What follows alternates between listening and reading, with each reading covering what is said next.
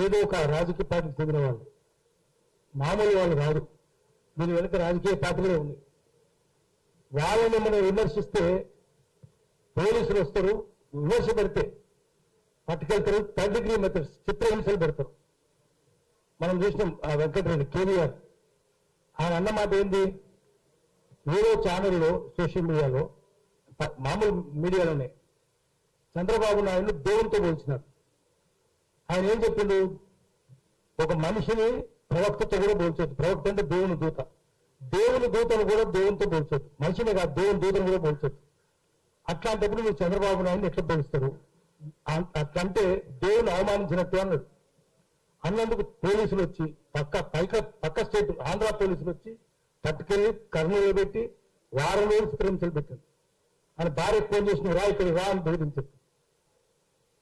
ఒక ఎట్లా చేస్తారు మీరు? అన్నదేం పెద్ద మాట ఏముంది, ఉన్నదన్నది అన్నాడు కదా, అబద్ధం చెప్పలేదు, తిట్టలేదు కదా, చంద్రబాబు తిట్టలేదు, విమర్శించలేదు కూడా లేదు. ఒక సూత్రం చెప్పినాడు అంతే, ఇది సూత్రం అండి చెప్పినాడు. ఇది దైవదూషణ అవుతుంది, ఒక మనిషితో దేవుని పోల్చడం దైవదూషణ అన్నాడు, బ్లాస్ఫెమీ అన్నాడు. అన్నందుకు అంత చిత్రహింసలు పెట్టినాడు. మరి మనం ఉన్నది లేదు చెప్తే, ఇప్పుడు ఇంతకుముందు మన రవి చెప్పినాడు, అందులో నా మాట్లాడితే నా మీద కూడా చాలా వచ్చినాయి. నా మీద కానీ రవి మీద కానీ వస్తే మాకేం బాధ లేదు, ఏం కాదు మాకు. కానీ ఆడబిడ్డ మీద ఎట్లా వస్తుంది? అది చాలా ఘోరంగా తప్పు కదా. అది చట్టం కూడా ఉంది, దాని కదా చేయడానికి చట్టం కూడా ఉంది. అయినా ఎందుకు మాట్లాడతలేరు? రాజకీయ పార్టీలు ఎందుకు మాట్లాడరు? పోలీసులు ఎందుకు మాట్లాడరు? ఇవన్నీ కారణం ఏంటంటే ఈ social media, majority social media రాజకీయ పార్టీల చేతుల్లో. మనం స్వతంత్రంగా ఉన్నాం. మనం సోషల్ మీడియా, అది అన్సోషల్ మీడియా. అన్సోషల్ మీడియా వాళ్ళ చేతుల్లో ఉంది.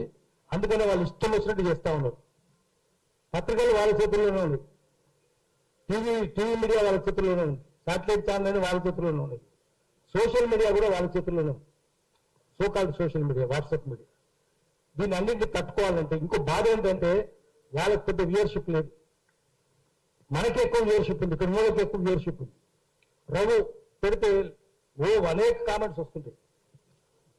కామెంట్స్ నాకు వ్యతిరేకంగా చాలా వస్తున్నాయి, నేను బాధపడలేదు. వాళ్ళు ఏవో మాట్లాడాడు పవన్ కళ్యాణ్, కోతులు అట్లనే ఎగురుతాయి, మనకేం బాధ లేదు, కోతులనే చెప్పినాం మనం. కానీ ఆడబిడ్డ మీద చేయడం తప్పు కదా. అస్మా మీద ఆశ్రమం ఎట్లా చేస్తారు, ఉపయోగం మీద ఎట్లా చేస్తారు, తులసి మీద ఎట్లా చేస్తారు?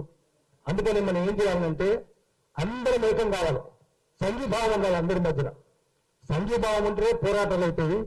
సోషల్ మీడియా తెలంగాణలో, ఆంధ్రలో వాళ్ళని కూడా అందరినీ కలిపి, తెలుగు భాష మాట్లాడే వాళ్ళందరినీ కలిపి ఒక ఉమ్మడి రాజకీయ శక్తిగా మార్చాలి. అట్లాంటి తీర్మానం చేయాలి. పెడదాం, ఎక్కడికక్కడ మీటింగ్లు కూడా పెట్టుకుంటూ పోదాము. అందరూ వాళ్ళకు ఏమున్నారో కూడా చెప్దాం. మనం వాళ్ళన్ని పిచ్చి వార్తలు ఉంటాయి, అన్ని పత్రికలు పిచ్చి వార్తలు. పత్రికలు శ్రీశ్రీ చెప్పింది, పత్రికలు గోరంతలు కొండంతలు చేస్తాయి, కొండలు గోల్కొండలు దాచేస్తాయి. సమాజాన్ని, జనజీవితాన్ని ప్రభావితం చేసే వార్తలు సోషల్ మీడియాలో వస్తున్నాయి. అది వాళ్ళకి బాధ. దాంట్లో రావట్లేదు, దీంట్లో వస్తున్నాయి. అందుకని కష్టట్లు చేస్తున్నారు. మనం వాళ్ళని మళ్ళీ జెండా పవర్ గురించి తెలుసు కాబట్టి ఏకమయ్యి సంఘీభావం అందరి మధ్య ఒక్కరికి ఆపద వస్తే అందరికి పోవాలి అక్కడికి. ఆపద దాని సంఘభావం. సంఘీభావం అంటే ఆపద సంఘవే, మేము ఎంత ఉన్నాం, మేము ఎంత నడుస్తామని చెప్పరు. అందుకని సంఘీభావం సృష్టిద్దాము, ఒక ఐక్యత సంఘటన కూడా సృష్టిద్దాము. దాని ద్వారా వాళ్ళందరూ గుణపాఠం నేర్పుదాం. నమస్కారం. Thank you. యాక్చువల్ గా ట్రోల్ ఆర్మీల బలం ఏంటంటే వాళ్ళకి ఎదురుగా ఉన్న వాళ్ళు సంఘటితంగా లేకపోతే, నిజానికి మంచి వాళ్ళ మౌనం అంటారు కదా, ట్రోల్స్ చూడగానే అందరూ పక్కకి వెళ్ళిపోతారు ఆన్సర్ చేయకుండా. సో ఆన్సర్ చేసే వాళ్ళు 1000 మంది ఉంటే చాలు, మొత్తం అందరినీ కట్టడి కూడా చేయొచ్చు. ఎవరనుకున్నా? సంజయ్ మాట్లాడతారా?